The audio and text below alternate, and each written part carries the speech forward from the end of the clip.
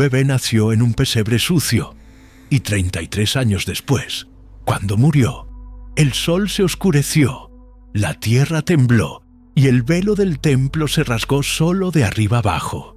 Y si no conoces lo que realmente ocurrió entre ese nacimiento y esa muerte, te estás perdiendo la única historia en la humanidad donde cada momento, cada palabra, cada milagro fue profetizado siglos antes de que sucediera.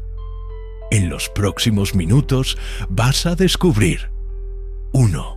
Porque María, una virgen de 14 años, fue elegida para llevar en su vientre al Creador del universo. 2. ¿Cuál fue la primera palabra que Jesús dijo que hizo retroceder incluso a sus enemigos? 3. Cómo él sabía desde niño que vendría a morir. ¿Y por qué no huyó Jesús de Nazaret? Carpintero, sin dinero, sin ejército, sin palacio. Vivió solo 33 años, y de esos, únicamente 3 en ministerio público. Pero esos 3 años sacudieron el mundo de una manera que ningún imperio, rey o conquistador logró. Lucas 1 registra el momento exacto en que todo comenzó. Un ángel se aparece a una adolescente virgen llamada María y le dice: concebirás y darás a luz un hijo, y le pondrás por nombre Jesús. Él será grande y será llamado Hijo del Altísimo. María pregunta lo obvio: ¿cómo será esto, pues no conozco varón? Y la respuesta del ángel destruye cualquier explicación natural. El Espíritu Santo vendrá sobre ti. Por eso el santo que nacerá será llamado Hijo de Dios. Nacimiento virginal. No hay posibilidad de término medio aquí. O es un milagro literal, o es la mayor mentira jamás contada. Y lo que lo valida todo es esto: 700 años antes, Isaías profetizó exactamente lo mismo. La Virgen concebirá y dará a luz un hijo. Entonces Dios Todopoderoso eligió nacer de una virgen adolescente. Pero esto abre la pregunta más perturbadora: ¿por qué de esa forma? ¿Por qué no aparecer como rey guerrero, descendiendo de los cielos con ejércitos angelicales? ¿Por qué elegir la forma más vulnerable posible? Un bebé indefenso, nacido en una familia pobre, en una ciudad despreciada. Si llegaste hasta aquí, prepárate, porque cada detalle del nacimiento, cada palabra del ministerio, cada momento de la crucifixión fue orquestado milenios antes. No fue accidente. Fue el plan más elaborado jamás ejecutado. Y todo comenzó en una noche fría, en un establo maloliente, cuando el Creador de las estrellas nació entre animales.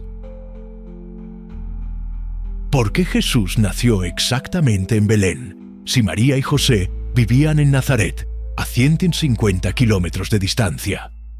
La respuesta está en una profecía de 700 años y en una orden imperial romana que nadie esperaba. Lucas 2 registra: en aquellos días salió un decreto de César Augusto, ordenando que se empadronara todo el imperio. César quería contar cuántas personas podía gravar con impuestos. Era política, era control. Pero espera, José era descendiente directo del rey David, y la línea de David debía registrarse en Belén, la ciudad natal de David, 1000 años antes. Entonces, José se vio obligado a viajar con María, embarazada de 9 meses, 150 kilómetros a pie, en pleno invierno. Aquí está lo sobrenatural. Miqueas 5:2, escrito 700 años antes, profetizó: «Y tú, Belén Efrata, de ti me saldrá el que gobernará en Israel». Jesús tenía que nacer en Belén, y Dios usó a un emperador pagano que no sabía nada de profecías judías para obligar a María y José a estar en el lugar exacto, en el momento exacto. César pensaba que estaba haciendo un censo. Dios estaba cumpliendo una profecía. Pero cuando llegaron a Belén, No había lugar para ellos en la posada. Lucas 2:7. La frase más triste de la Navidad. El creador del universo vino al mundo que él mismo creó, y no había espacio para él. Entonces, ¿dónde nació Jesús? En un establo, no en un pesebre bonito con luces y música. Un establo real. Olor a estiércol de animales, moscas, paja sucia. Y María lo envolvió en pañales y lo acostó en un pesebre, una caja de alimentación para animales. Pero aquí está el simbolismo impactante. Recuerda que Belén significa casa del pan. Y recuerda que en Belén se criaban los corderos para el sacrificio del templo. Entonces Jesús, el pan de vida, el Cordero de Dios, nació en una caja de comida para animales, en la ciudad de los corderos sacrificados. Juan 1 confirma: el Verbo se hizo carne y habitó entre nosotros. En griego, habitó es skenó, literalmente armó su tienda. Jesús entró al mundo como nómada, sin casa permanente. Y la primera proclamación de su nacimiento no fue para reyes. Lucas 2:8-9. Había pastores, y un ángel del Señor se presentó ante ellos, y la gloria del Señor los rodeó de resplandor. Espera, ¿pastores? En la jerarquía social judía, los pastores eran despreciados, ritualmente impuros, no podían entrar al templo, no podían testificar en juicio. Y Dios eligió a ellos para ser los primeros en saber que el Mesías había nacido. ¿Por qué? Porque Jesús no vino para los religiosos orgullosos. Vino para los despreciados, los marginados, los que el mundo rechazaba. Y luego llegaron los magos de Oriente. Mateo 2. No judíos, sino gentiles que estudiaban las estrellas. Viajaron meses siguiendo una estrella sobrenatural hasta encontrar a Jesús. Y cuando lo encontraron, se postraron y lo adoraron. ¿Ves el patrón? Desde el nacimiento, Jesús rompió todas las expectativas. Nació pobre, no rico. Nació en un establo, no en un palacio. Fue anunciado a marginados y extranjeros, no a la élite religiosa. Entonces conecta los puntos. Dios usó a un emperador pagano para cumplir una profecía de 700 años. Jesús nació en una caja de comida para animales, en la ciudad de los corderos sacrificados. Y los primeros en adorarlo fueron los despreciados de la sociedad y gentiles extranjeros. Desde el primer día quedó claro, este no era un rey común, era un rey que vino para morir. Pero antes de la muerte, hubo una infancia. Y hay un evento registrado de la infancia de Jesús que revela algo impactante. Él sabía quién era desde los 12 años. ¿Quién le enseñó a Jesús que él era Dios? Como un niño de Nazaret, hijo de un carpintero, llegó a la conclusión de que era el Mesías prometido. La respuesta está en Lucas 2, en el único evento registrado de la infancia de Jesús. Lucas 2:41-42. Cada año, María y José iban a Jerusalén para la Pascua. Cuando Jesús tenía 12 años, fueron como siempre. Pero al regresar, descubrieron que Jesús no estaba en la caravana. Volvieron desesperados a Jerusalén. 3 días después, encontraron a Jesús en el templo. ¿Y qué estaba haciendo? Sentado entre los doctores, escuchándolos y haciéndoles preguntas.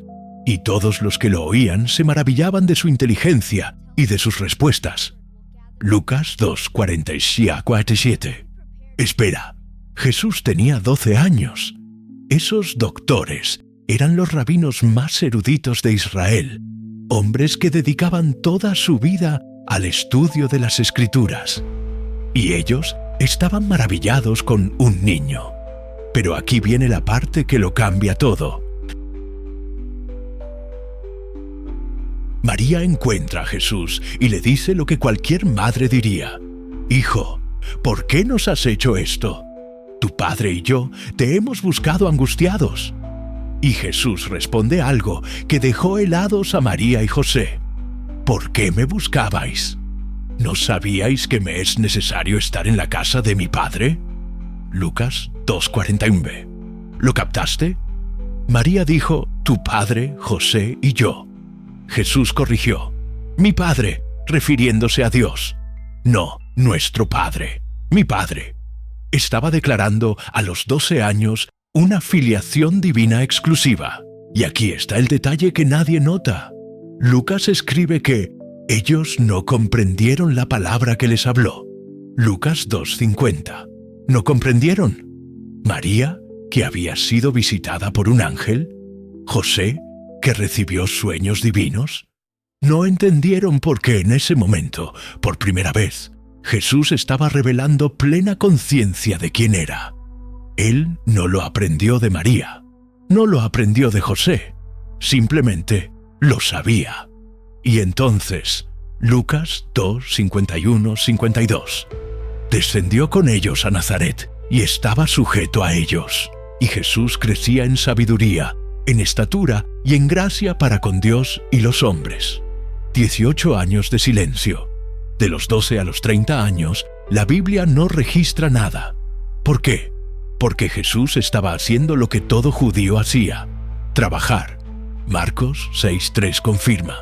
La gente de Nazaret lo llamaba el carpintero. Pero piensa lo que eso significa.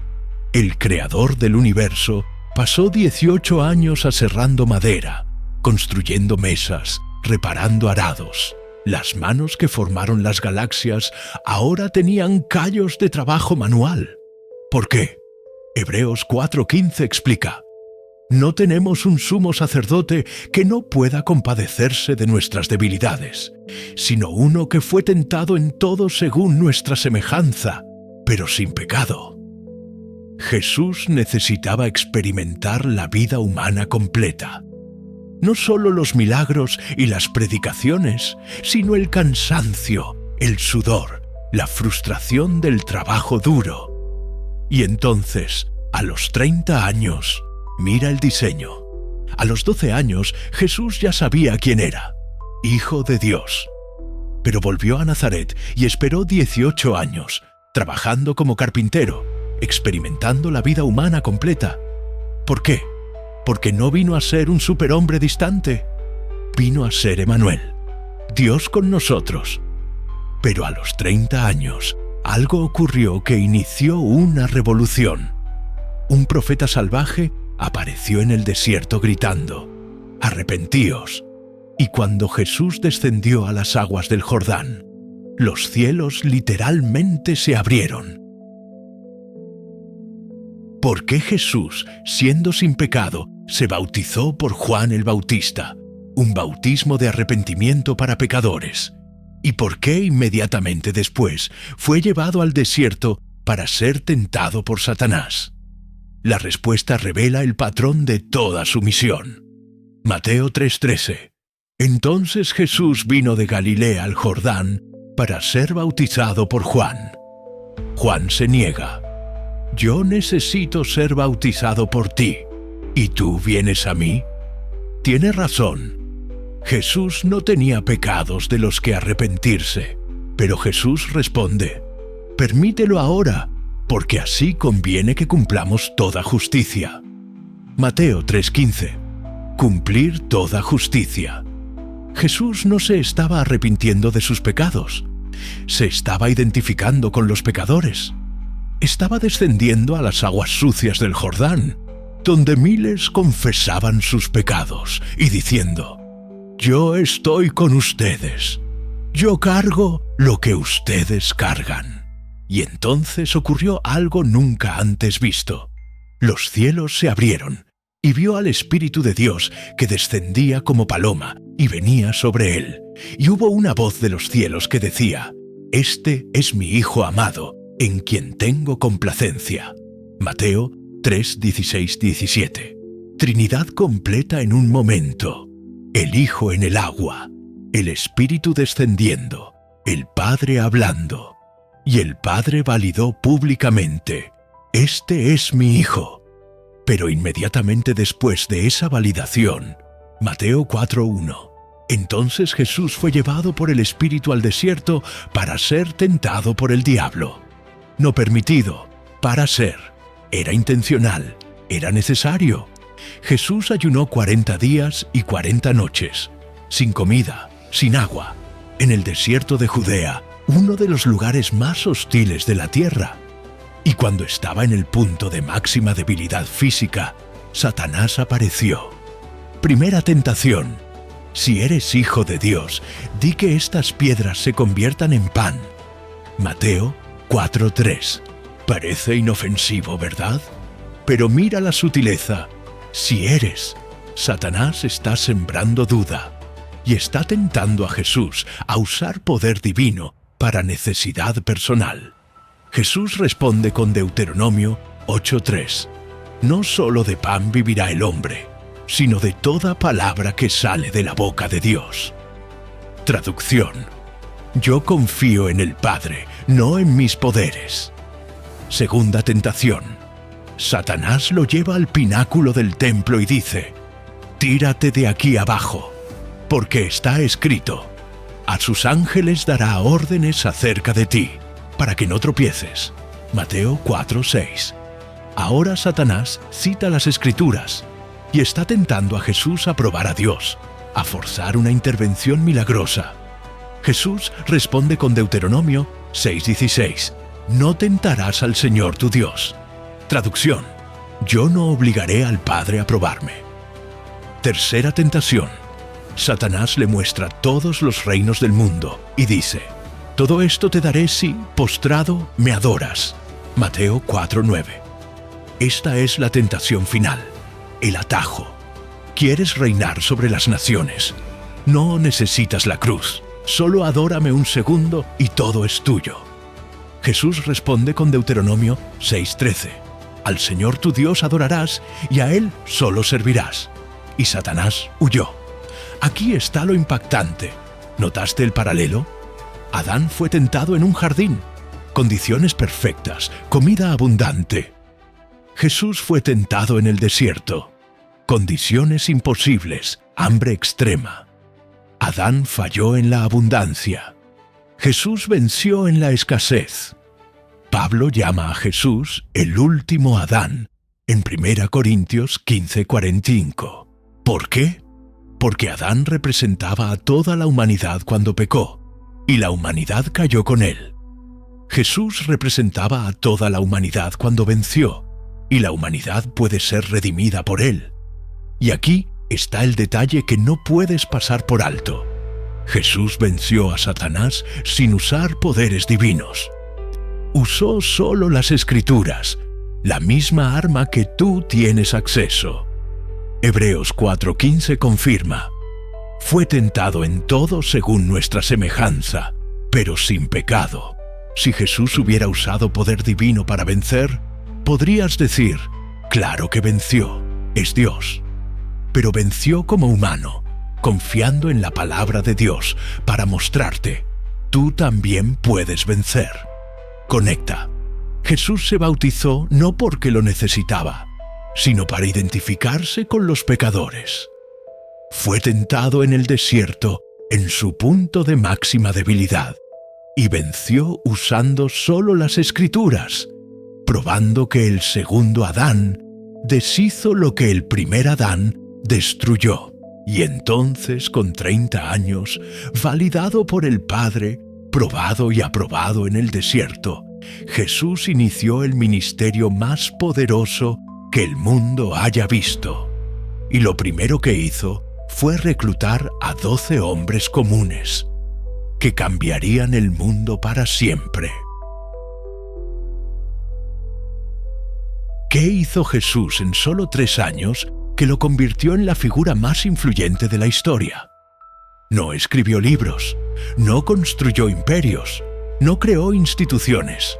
Entonces, ¿por qué 2000 años después miles de millones de personas basan su vida en él? Mateo 7:28-29.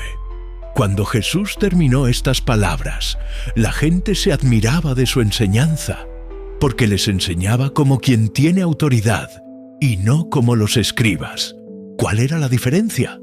Los rabinos siempre citaban a otros rabinos. El rabino Hillel dijo, el rabino Shammai dijo.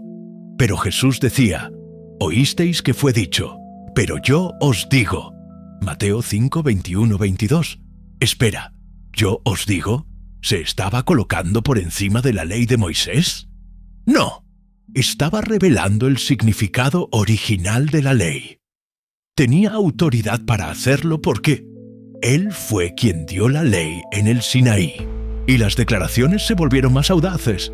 Yo soy el pan de vida. Juan 6:35. Yo soy la luz del mundo. Juan 8:12. Yo soy la puerta. Juan 10:9. Yo soy el buen pastor. Juan 10:11. Yo soy la resurrección y la vida. Juan 11:25. Yo soy el camino, la verdad y la vida. Juan 14:6. 7 declaraciones yo soy en el Evangelio de Juan. Y yo soy era el nombre que Dios reveló a Moisés en la zarza ardiente. Yo soy el que soy. Éxodo 3:14. Jesús estaba declarando divinidad una y otra vez, pero las palabras solas no convencen. Y entonces Jesús realizó milagros que solo el Creador podía hacer. Control sobre la naturaleza. Calmó una tormenta con 3 palabras. Cállate, enmudece. Marcos 4:39. El viento cesó instantáneamente. Los discípulos dijeron aterrorizados, ¿quién es este que hasta el viento y el mar le obedecen? Respuesta: aquel que creó el viento y el mar. Control sobre enfermedades. Curó a un leproso tocándolo. Mateo 8:3. Algo que ningún judío haría porque la lepra lo hacía ritualmente impuro. Pero cuando Jesús tocó al leproso, no fue Jesús quien quedó impuro, fue el leproso quien quedó puro. La pureza de Jesús era más fuerte que cualquier impureza. Control sobre demonios. Expulsó una legión de demonios, 6.000 demonios, con una palabra. Marcos 5:8. Los demonios no discutieron, obedecieron inmediatamente e imploraron misericordia. Control sobre la muerte. Resucitó a 3 personas, la hija de Jairo, muerta hace horas, el hijo de la viuda de Naín, siendo llevado al entierro, y Lázaro, muerto hace 4 días, ya en descomposición. Juan 11 registra que cuando Jesús gritó, «Lázaro, ven fuera», un hombre muerto obedeció. Agustín comentó, «Menos mal que Jesús llamó a Lázaro por su nombre. Si solo hubiera gritado, ¡salgan!, todos los muertos del cementerio habrían resucitado». Pero los milagros crearon un problema. Juan 11, 47, 48. Entonces los principales sacerdotes y los fariseos reunieron el concilio y dijeron, «¿Qué hacemos? Porque este hombre hace muchas señales. Si lo dejamos, todos creerán en él». ¿Leíste eso? No negaron los milagros. Era imposible negarlos. Miles los presenciaron. El problema era que los milagros eran reales, y eso amenazaba su poder. Y entonces Caifás, el sumo sacerdote, dijo algo profético sin saberlo. «Os conviene que un solo hombre muera por el pueblo». Juan 11:50. Él pensaba que era político. Pero Juan explica, esto no lo dijo por sí mismo, sino que, siendo sumo sacerdote aquel año, profetizó que Jesús había de morir por la nación. Y no solamente por la nación, sino también para reunir en un solo cuerpo a los hijos de Dios que estaban dispersos. Juan 11:51-52. Caifás estaba condenando a Jesús, pero sin saberlo, estaba profetizando el plan de Dios. Jesús moriría no solo por Israel, sino por el mundo entero. Y a partir de ese momento, los líderes religiosos comenzaron a planear cómo matar a Jesús. Entonces mira el patrón. Jesús enseñó con autoridad que nadie más tenía. realizó milagros que solo el Creador podía hacer. Y por eso, los líderes religiosos conspiraron para matarlo. No porque fuera falso, sino porque era demasiado verdadero. Y Jesús lo sabía. Sabía que iba a Jerusalén no para ser coronado rey, sino para ser crucificado. Y aún así fue. ¿Por qué? Porque había una última cena para compartir, un último mensaje para dar, y un jardín llamado Getsemaní, donde pelearía la batalla más difícil, antes de la cruz.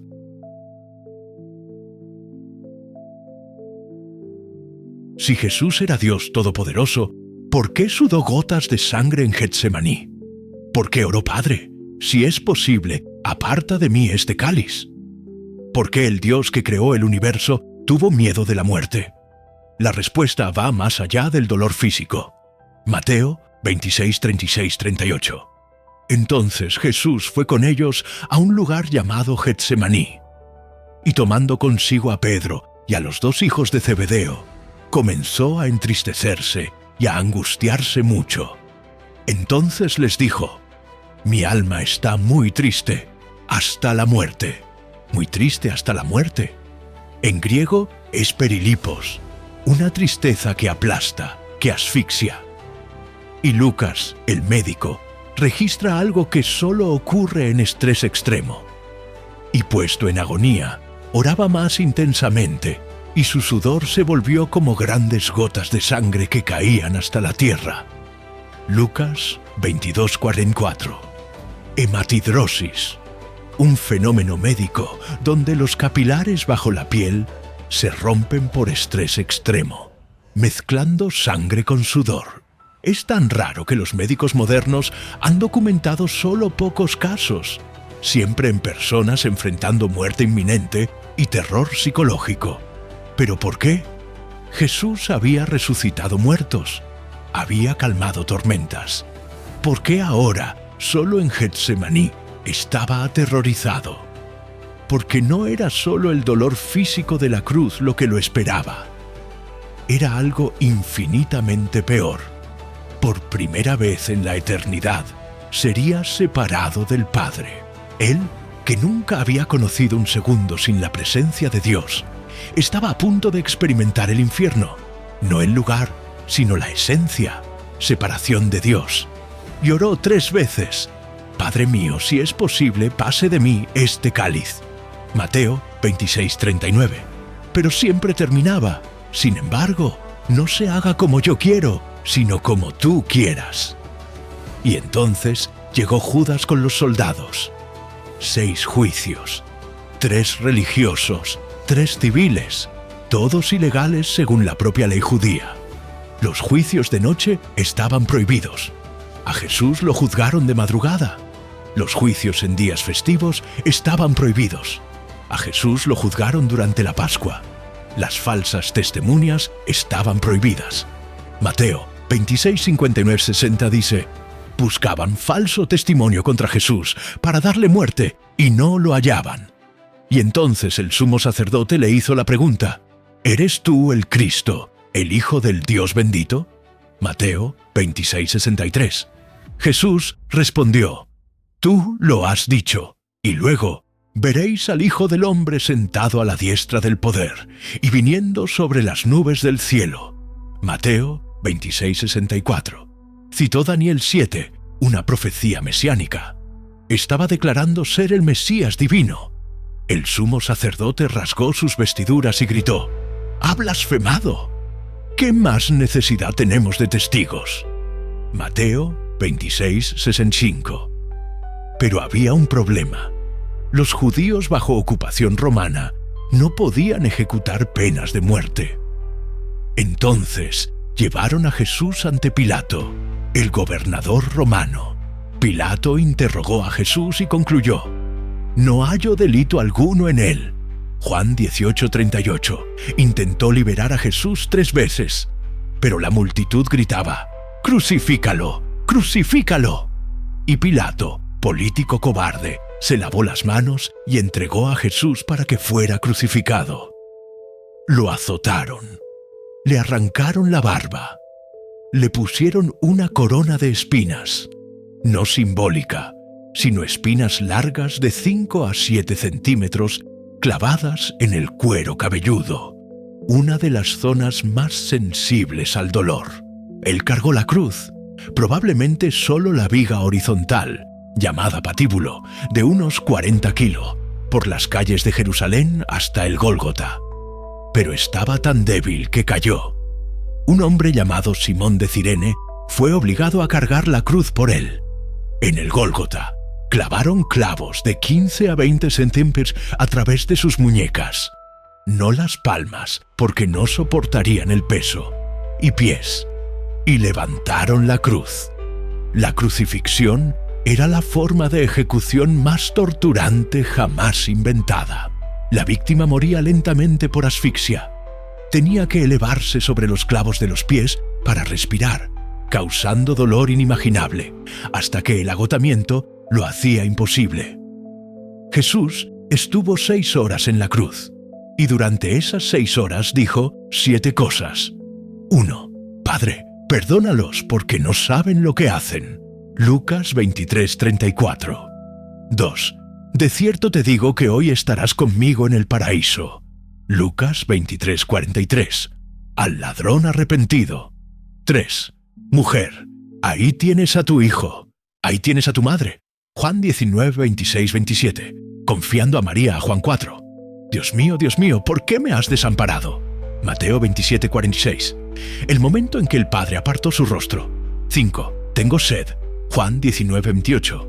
6. Consumado es. Juan 19:30. Tetelestai en griego. Pagado completamente. 7. Padre, en tus manos encomiendo mi espíritu. Lucas 23:46. Y entonces murió. Y en ese instante, Mateo 27:51-54 registra lo que ocurrió en el momento de la muerte de Jesús. Y he aquí, el velo del templo se rasgó en 2, de arriba a abajo, y la tierra tembló, y las rocas se partieron, y se abrieron los sepulcros, y muchos cuerpos de santos que habían dormido resucitaron. El centurión, al ver el terremoto, tuvo mucho miedo y dijo: «De veras, este era Hijo de Dios». El velo del templo, una cortina de 18 metros de alto, 9 metros de ancho, tan gruesa que caballos no podían rasgarla, se rasgó solo de arriba a abajo. No fue mano humana, fue Dios diciendo: «El camino está abierto, el sacrificio está completo, ya no hay separación». Y un centurión romano, un pagano que había crucificado a cientos, miró a Jesús y declaró lo que los líderes religiosos se negaban a admitir: «De veras, este era Hijo de Dios». Entonces déjame mostrarte el cuadro completo de esa vida. Un bebé nació en un pesebre sucio en la casa del pan, ciudad de los corderos sacrificados, profetizado 700 años antes. A los 12 años ya sabía quién era, Hijo de Dios. Esperó 18 años trabajando como carpintero para experimentar la vida humana completa. Se bautizó no porque lo necesitaba, sino para identificarse con los pecadores. Fue tentado en el desierto y venció sin usar poderes divinos. Enseñó con autoridad absoluta. Realizó milagros que solo el Creador podía hacer. Fue conspirado y traicionado no porque fuera falso, sino porque era demasiado verdadero. Sudó sangre en Getsemaní, sabiendo lo que venía. Fue juzgado ilegalmente 6 veces. Fue azotado, coronado de espinas, clavado en una cruz. Y murió gritando: «Pagado completamente». Y cuando murió, el velo se rasgó. La tierra tembló. El centurión declaró: «Este era Hijo de Dios». Pero aquí está lo que ocurrió 3 días después, que valida toda esta historia. La tumba estaba vacía. Mateo, Marcos, Lucas y Juan, 4 testigos independientes, registran que Jesús resucitó. María Magdalena lo vio. Los discípulos lo vieron. Más de 500 personas lo vieron de una sola vez. 1 Corintios 15:6. Tomás metió los dedos en las heridas de los clavos, y los 11 discípulos, excepto Juan, fueron martirizados por afirmar que habían visto a Jesús resucitado. Las personas mueren por mentiras que creen que son verdad. Pero los discípulos no creían en un rumor. Afirmaban haber visto, tocado, comido con Jesús resucitado. Si la resurrección no ocurrió, el cristianismo se derrumba. Pablo dijo en 1 Corintios 15:14, «Y si Cristo no resucitó, vana es entonces nuestra predicación, y vana también vuestra fe. Pero si ocurrió, entonces todo lo que Jesús dijo es verdad». ¿Por qué te cuento esta historia? Porque así como Jesús nació en un pesebre entre animales y murió en una cruz entre criminales, Él elige encontrarte a ti en el lugar más bajo de tu vida. Así como cargó la cruz por las calles de Jerusalén, cargó tus pecados hasta el Gólgota. Así como gritó «consumado es», tu deuda está pagada, completa, definitivamente. No necesitas ser perfecto. Jesús ya fue perfecto por ti. No necesitas pagar tus pecados. Jesús ya los pagó en la cruz. No necesitas merecer el amor de Dios. Jesús ya conquistó ese amor con su sangre. La única pregunta que queda es, ¿aceptas este regalo? Hoy descubriste que Jesús no fue solo un buen maestro que murió como mártir. Fue Dios en carne que murió intencionalmente. Nació para morir. Vivió para mostrarte cómo vivir. Murió para pagar lo que tú nunca podrías pagar. Y resucitó para probar que la muerte fue derrotada. Y si resucitó a Lázaro después de 4 días muerto, si calmó tormentas con una palabra, si Él mismo venció la muerte, entonces puede transformar tu vida, no importa cuán rota esté. Puede perdonar tu pasado, no importa cuán oscuro sea. Puede darte futuro, no importa cuán desesperado parezca. La vida de Jesús no fue una tragedia, fue una victoria. Del nacimiento a la resurrección, fue el plan más perfecto jamás ejecutado. Te dije al principio que un bebé nació en un pesebre. Y 33 años después, cuando murió, el sol se oscureció, la tierra tembló y el velo del templo se rasgó. Ahora sabes por qué. No fue solo un hombre bueno que tuvo un final trágico. Fue el creador del universo, ejecutando un plan de 4000 años, cumpliendo 736 profecías, viviendo la vida humana perfecta que ninguno de nosotros logró vivir, muriendo la muerte que todos merecíamos morir, y resucitando para probar que lo conquistó todo. Y lo hizo por ti. La vida de Jesús responde las 3 preguntas que la humanidad nunca ha podido responder. ¿De dónde venimos? De un Dios que nos creó a su imagen. ¿Por qué estamos aquí? Para conocerlo y ser restaurados a Él. ¿A dónde vamos? A la eternidad. En su presencia, si aceptamos el sacrificio de Jesús. Él no vino a darte religión, vino a darte vida. Vida que comienza ahora y nunca termina. Pero la historia no termina en la tumba vacía. Porque 40 días después de resucitar, Jesús hizo algo que lo cambió todo. Ascendió a los cielos delante de cientos de testigos, y los ángeles dijeron: «Este mismo Jesús que ha sido tomado de vosotros al cielo, así vendrá como le habéis visto ir al cielo». Él va a volver. Y cuando vuelva, toda la creación será transformada. Si este video te impactó, dale like, suscríbete al canal y compártelo con alguien que necesita conocer esta verdad. Porque la vida de Jesús no fue solo historia. Es la historia que cambia todas las historias. Nos vemos en el próximo video.